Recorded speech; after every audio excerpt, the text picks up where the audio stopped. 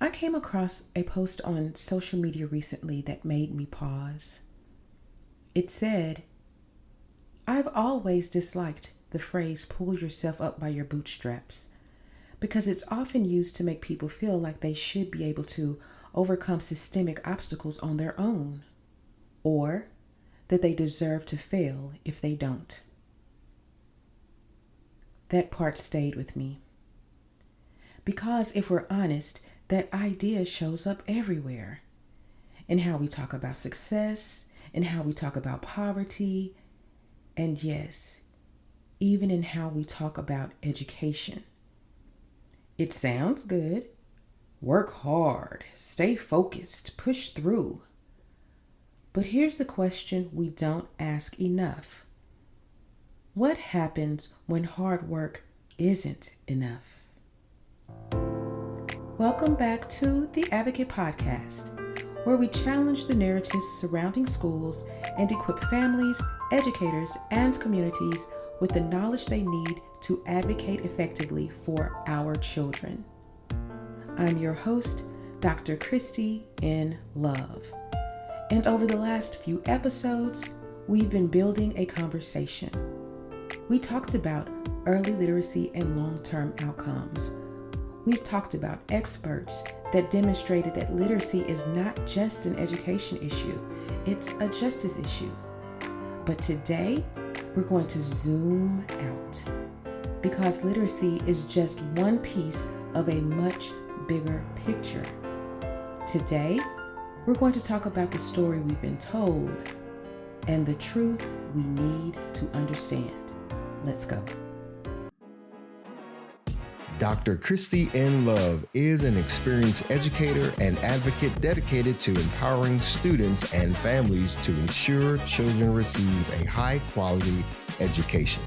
She specializes in culturally responsive teaching, restorative practices, and social-emotional learning, helping schools create supportive and inclusive environments.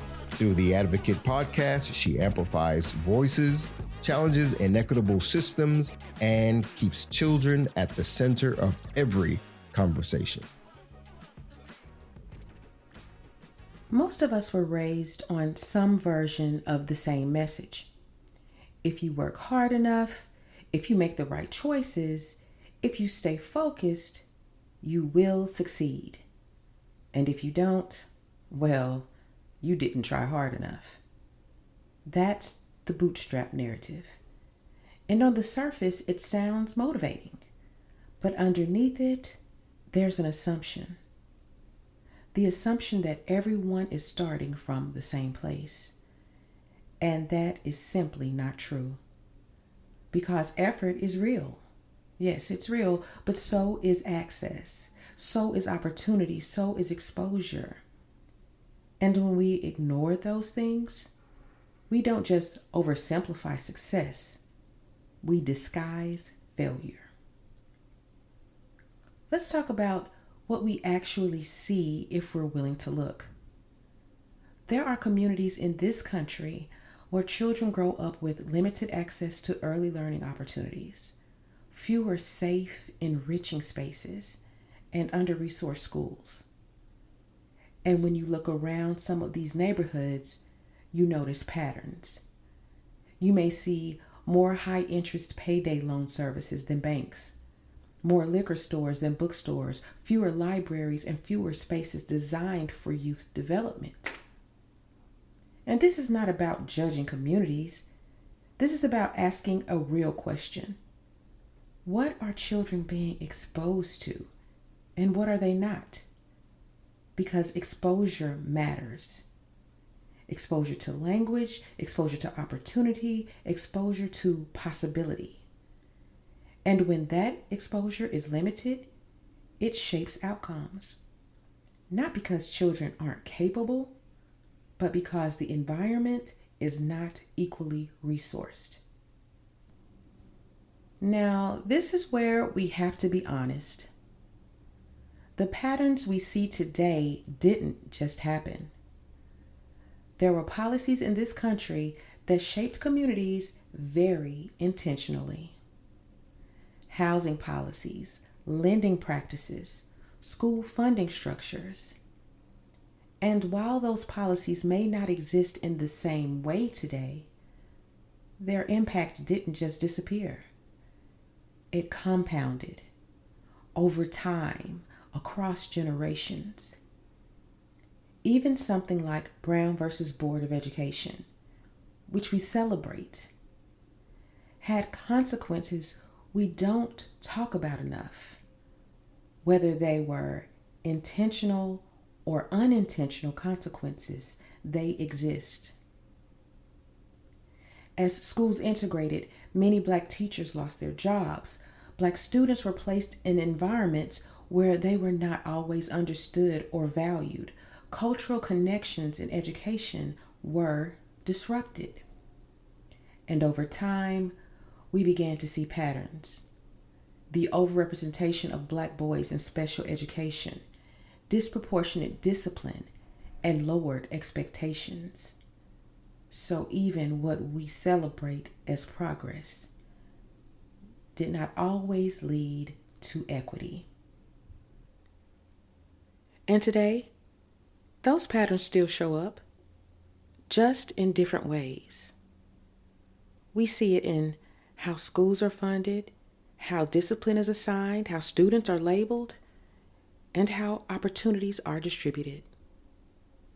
We see it in employment patterns, where access to stable, well-paying jobs is not always equal. And when employment opportunities are limited, it impacts families, it impacts communities, and it impacts what children see as possible. Because children don't just listen to what we say, they watch what they see.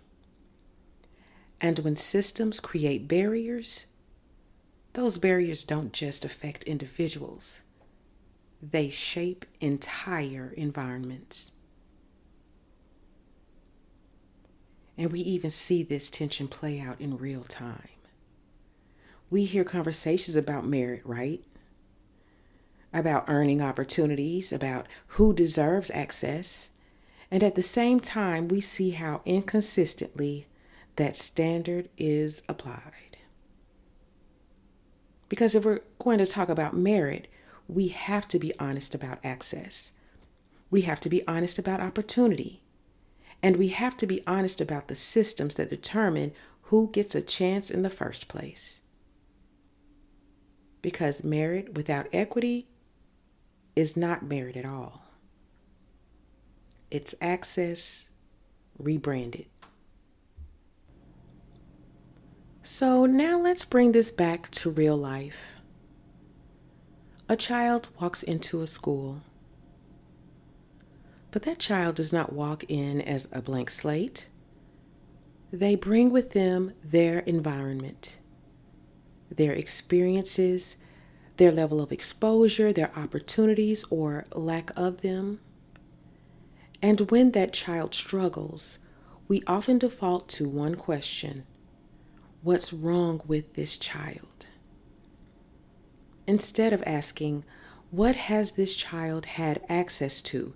What support has this child received? What barriers might this child be navigating?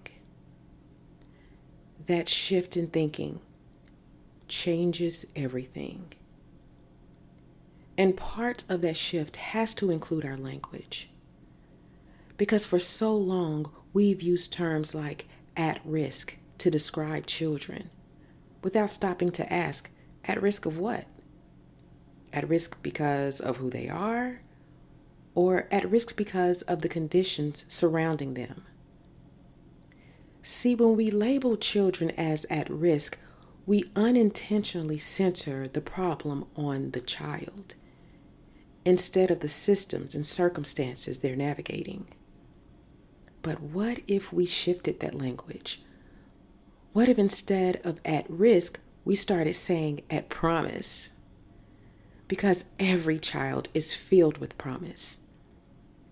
And when we change the way we speak about children, we begin to change the way we see them. And when we change the way we see them, we change how we teach them, support them, and advocate for them. This is why the bootstrap myth is so dangerous. Even Dr. Martin Luther King Jr. challenged this idea. He said, "It is cruel jest to say to a bootless man that he ought to lift himself by his own bootstraps." In other words, we cannot expect people to succeed without first acknowledging what they've been denied. Preach, preacher.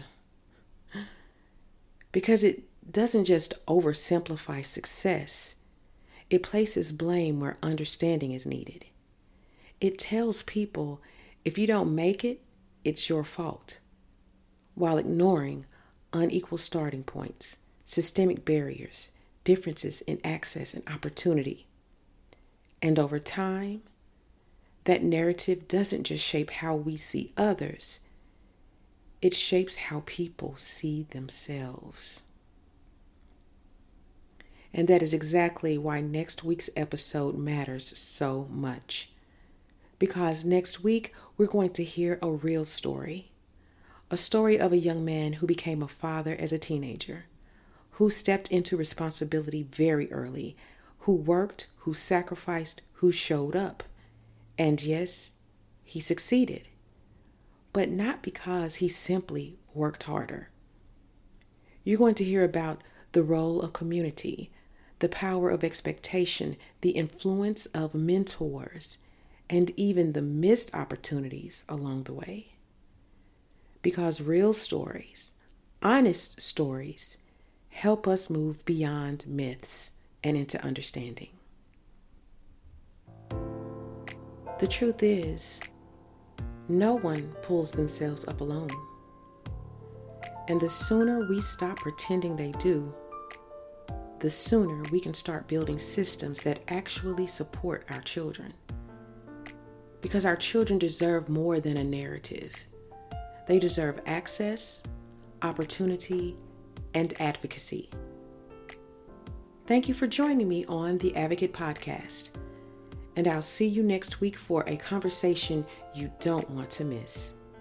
Until next time, keep asking the hard questions, keep showing up for children, and keep advocating. Because children deserve adults who won't stop fighting for them. Be blessed.